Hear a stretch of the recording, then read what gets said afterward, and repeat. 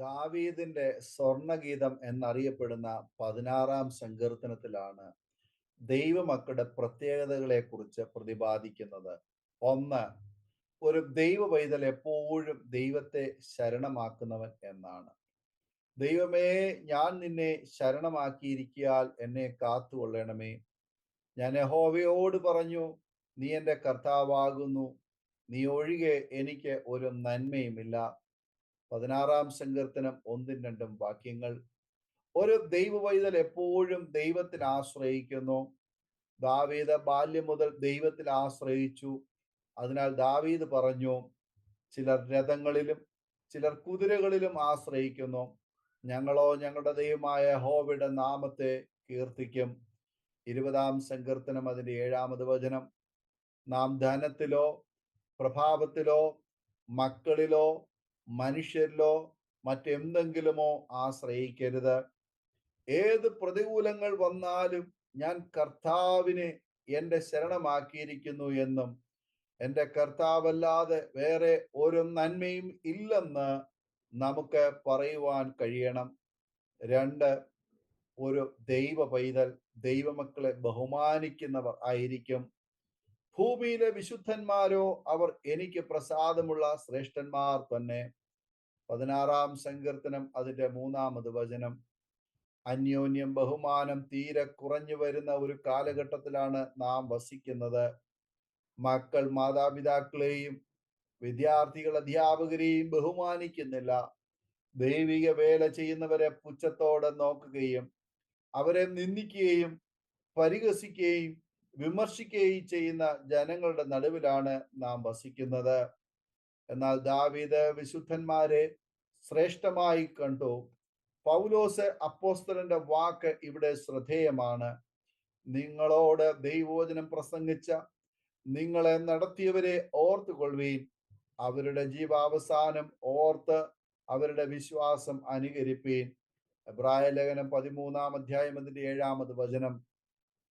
3, ഒരു ദൈവ പൈതൽ അന്യദേവന്മാരെ ആരാധിക്കുകയോ കൈക്കൊള്ളുകയോ ഇല്ല.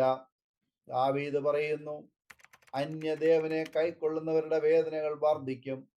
അവരുടെ രക്തപാനീയ ബലികളെ ഞാൻ അർപ്പിക്കുകയില്ല. അവരുടെ നാമങ്ങളെ എൻ്റെ നാവിന്മേൽ എടുക്കുകയുമില്ല. 16 സങ്കീർത്തനം 4 വചനം. ഇസ്രായേൽ മക്കൾക്ക് നൽകിയ ആദ്യത്തെ കൽപ്പന യഹോവയല്ലാതെ അന്യദൈവങ്ങൾ ഉണ്ടാകരുത് എന്നാണ്. കനാനിലേക്ക് കടക്കുമ്പോൾ അവർക്ക് നൽകിയ ഉപദേശവും ഇത് തന്നെ. നിന്റെ ദൈവമായ യഹോവ നിനക്ക് തരുന്ന ദേശത്ത് എത്തിയ ശേഷം അവിടുത്തെ ജാതികളുടെ മ്ലേച്ഛതകൾ നീ പഠിക്കരുത്. തൻ്റെ മകനെയോ മകളെയോ അഗ്നിപ്രവേശം ചെയ്യിപ്പിക്കുന്നവൻ, പ്രശ്നക്കാരൻ, മുഹൂർത്തക്കാരൻ, ആഭിചാരകൻ, ക്ഷുദ്രക്കാരൻ, മന്ത്രവാദി, വെളിച്ചപ്പാടൻ, ലക്ഷണം പറയുന്നവൻ, അഞ്ജനക്കാരൻ എന്നിങ്ങനെയുള്ളവരെ നിങ്ങളുടെ ഇടയിൽ കാണുക പോലും അരുത്. ആവർത്തനം 18-9 വരെ.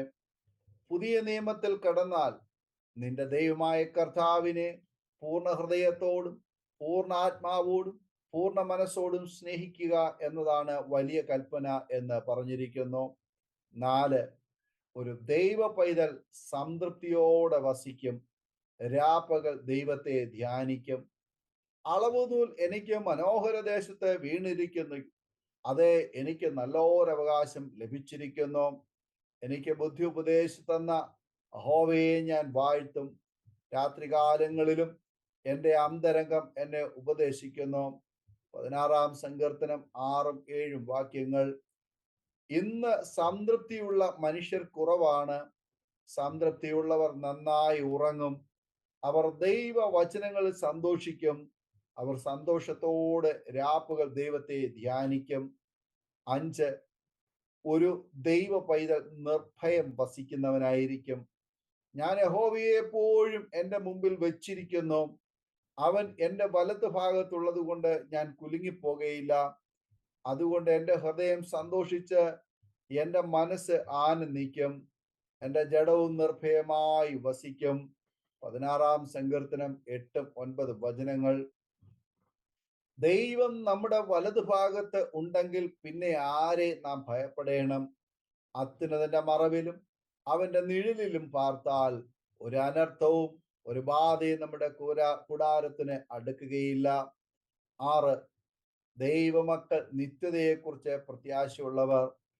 നീ എന്റെ പ്രാണനെ പാതാളത്തിൽ വിടുകയില്ല, നിന്റെ പരിശുദ്ധനെ ദ്രവത്വം കാണുവാൻ സമ്മതിക്കുകയുമില്ല. ജീവന്റെ വഴി നീ എനിക്ക് കാണിച്ചു തരും. നിന്റെ സന്നിധിയിൽ സന്തോഷ പരിപൂർണതയും നിന്റെ വലത്ത് ഭാഗത്ത് എന്നും പ്രമോദങ്ങളും ഉണ്ട്. 16-ാം സങ്കീർത്തനം 10-11 വചനങ്ങൾ. ഒരു ദൈവ പൈതലായി ദൈവത്തെ ശരണമാക്കി നമുക്കും ജീവിക്കാം. സത്യ ഏക ദൈവത്തെ ആരാധിക്കാം.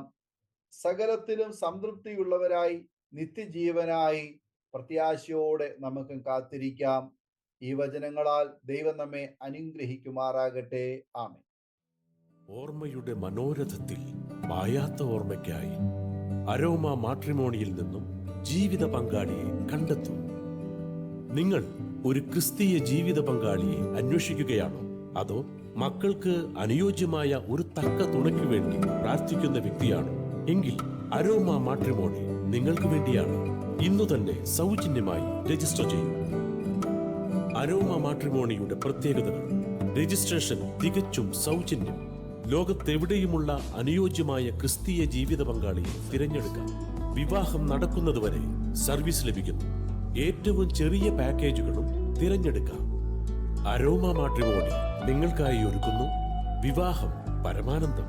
Email aroma matrimony2020@gmail.com.